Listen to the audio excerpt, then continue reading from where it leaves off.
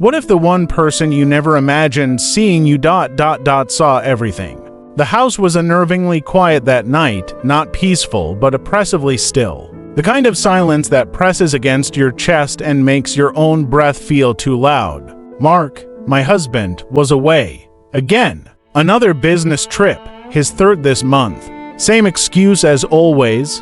Networking is everything in this field, babe. You know how real estate works. But that line had lost its meaning a long time ago. We both stopped showing up for each other long before that night. I pretended it didn't matter. Pretended I was fine being alone. But that night, something felt different. The emptiness in the house didn't feel peaceful. It felt like something was missing, and maybe it had been for a long time. I reached for the wine, let the burn distract me. One glass turned into two, then three. By the third, I wasn't just numbing the ache, I was becoming reckless. I didn't notice the sound of the front door. I didn't hear the quiet shuffle of shoes on hardwood. Something was playing on the TV, some old movie I didn't care about. It hummed softly in the background, but my thoughts were far away, drifting to memories of Mark looking at me like I mattered. Back when I wasn't invisible. Then the sound. Floorboards creaked. I turned slowly, expecting nothing. But there he was, Jason, my stepson. He was supposed to be at college. He wasn't meant to be there. And yet, he stood frozen in the doorway, staring at me. For a second, neither of us said anything. It wasn't just awkward, it was loaded. His eyes didn't just hold surprise, they held something else. Something I couldn't place at first. The glass slipped from my hand, shattered. But even that wasn't loud enough to break whatever passed between us in that moment. Not guilt, not shame, something deeper. Something like understanding. And that terrified me. Jason wasn't my child. He was Mark's from his first marriage. I'd come into his life when he was 12, tried my best to be a parent, but we were never close. His mother's death cast a long shadow between us, and grief left its fingerprints everywhere. In every missed conversation, every cold silence. By the time he left for college, we were polite strangers. But that night, when he saw me like that, vulnerable, unguarded, something shifted. He mumbled something about forgetting his charger. We both knew that wasn't the reason.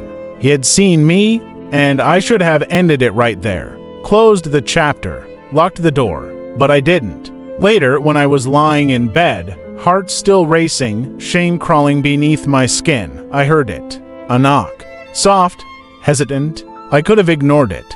Should have, but I didn't. I opened the door. And standing there with shadows playing across his face was Jason, but not the boy I remembered.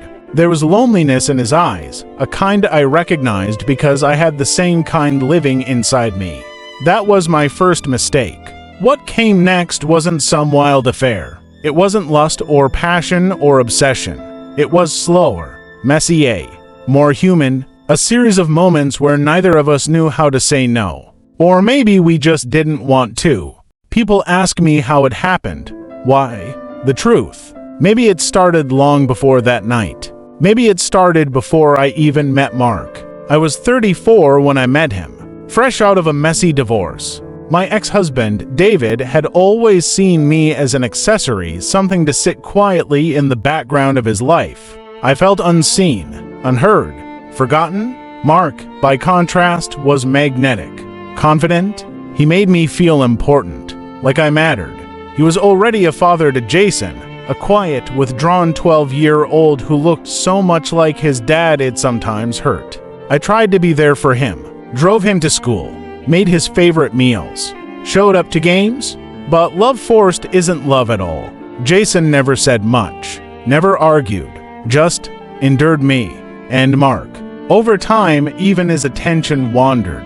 The stories that once enchanted me became background noise. I stopped being part of his plans and started feeling like just another fixture in his house. By the time Jason left for college, there was nothing left but routine. We lived together, but we were alone. Then came that night. The night that ended everything. When Jason stood in my doorway, it wasn't about attraction. It was about two people who had been starved of warmth for far too long. It wasn't right, and I knew it. But I let it happen anyway. In the days that followed, everything changed. We didn't talk about it. We couldn't. But there was something unsaid between every glance. A silent tension that neither of us knew how to name. I thought of Mark constantly, of who he had been and who he no longer was. I thought of Jason, how he wasn't the boy I tried to raise anymore, but a man caught in the same spiral as me. I wanted to fix it. I wanted to go back, but I couldn't, because by then, the damage had already been done.